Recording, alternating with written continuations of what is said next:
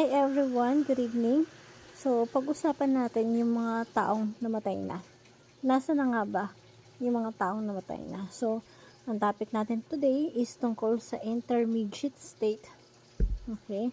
Na konektado sa verse natin na Philippians 1:23 to 24. So,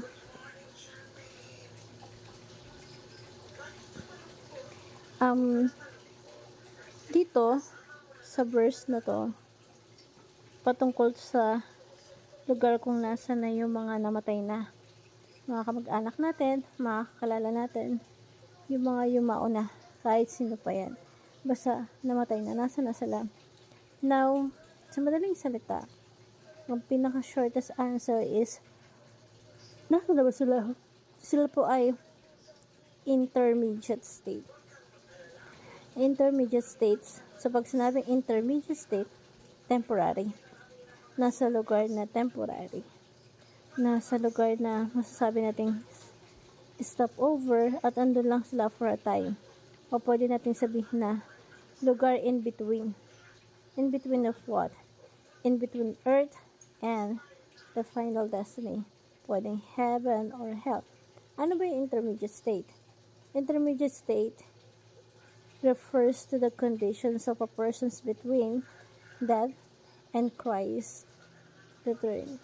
For believers, it is a conscious, joyful presence with the Lord. So, ang isang tao na namatay ay mananampalataya,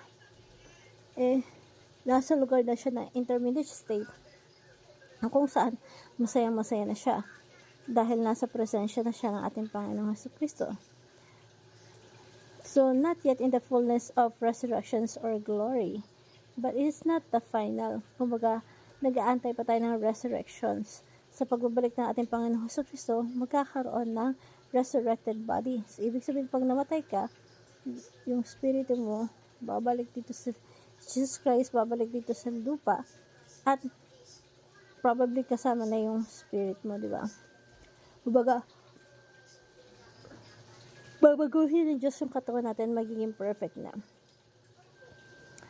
So, in the perfect world, or perfect creation, it's not the final state, intermediate lang, kumbaga temporary.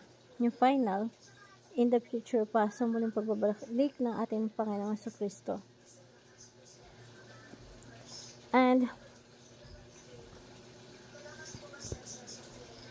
dito, ay papakita din po yung ating mga teaching. Sabi nga dito sa Apostle Pablo sa Filipos, I'm hard-pressed between the two, by desires in a depart and be Christ, for this far better.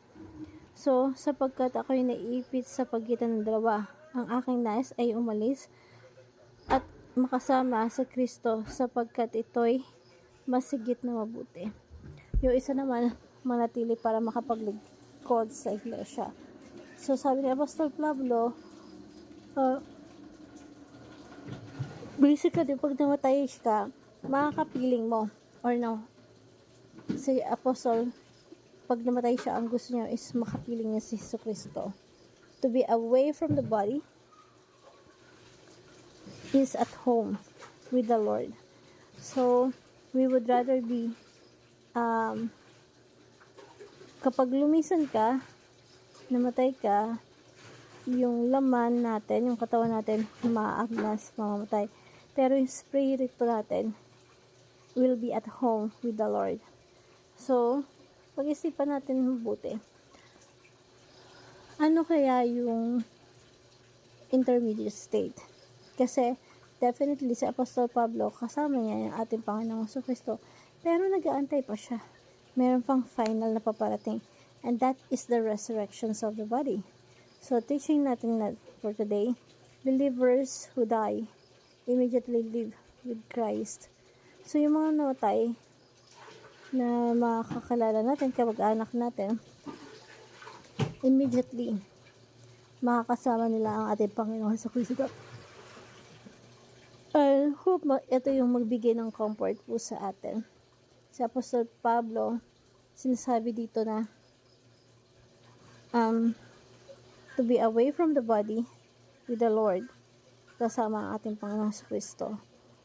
So, masasabi natin yung nanay mo or tatay mo na wala na dito, ikasama nila yung Panginoon at masaya-masaya na sila. Maraming mga verses sa Bible na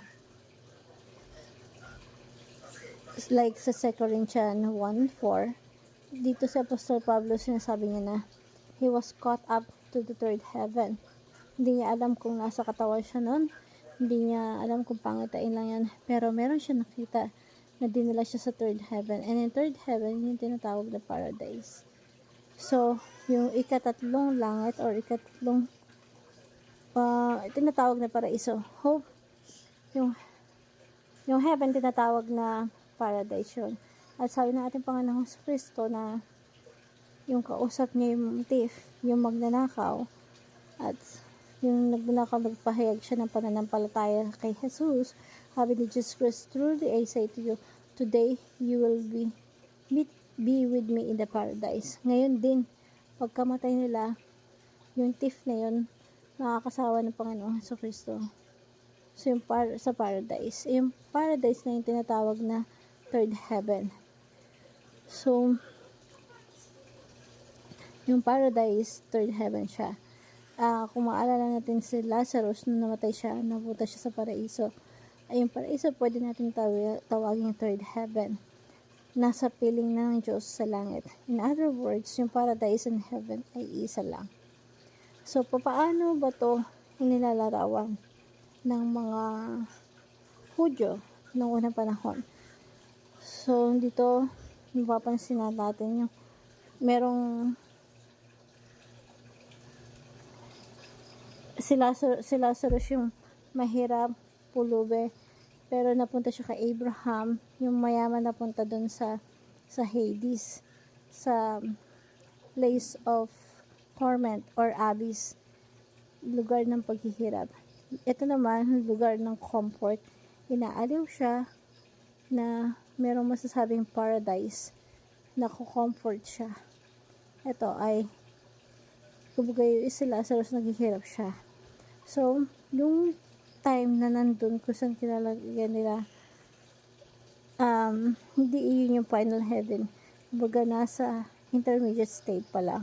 Wala pang judgment day. Hindi pa yun yung final forever destiny. Kaya, mas maagang matutunan natin, malaman natin, diba?